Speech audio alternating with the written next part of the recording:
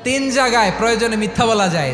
এক নাম্বার, আপনার ওয়াইফকে খুশি করার জন্য, সে একটু এরকম না বলে একটু কৌশল করে বললে খুশি হবে, ওটা বলা যায়। দুই নাম্বার, জীবন মরণের ব্যাপার, যান বাঁচানোর জন্য একটু কৌশল করে ঘুরিয়ে বললেন, এটা জায়েজ। তিন নাম্বার, দুইজন ঝগড়া লাগছে তাদেরকে মিলিয়ে দেওয়ার জন্য কৌশল করে একটু মিথ্যা বলা, ঘুরিয়ে বলা যায়। দুইজনের মধ্যে দেখলেন যে সম্পর্ক খারাপ, একজনরে বললেন, ভাই সে তো ওই দিন আপনার ব্যাপারে অনেক প্রশংসা। কি আমার ব্যাপারে প্রশংসা? কি বললো? এই বললো আপনি নাকি এই করছেন ওই করছেন, অনেক প্রশংসা। লোকটার মন খুশি হয়ে যাবে তার ব্যাপারে, ঠিক কিনা?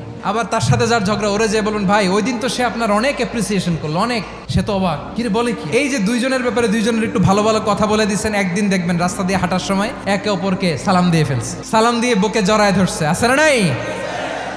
আবার মিলমিশ হয়ে গেছে। কিন্তু আমাদের স্বভাব হইলো, দুই প্রতিবেশী যদি একসাথে বসে একসাথে হাঁটে, দূর থেকে দেখলে আমাদের জলে, আছে না নাই?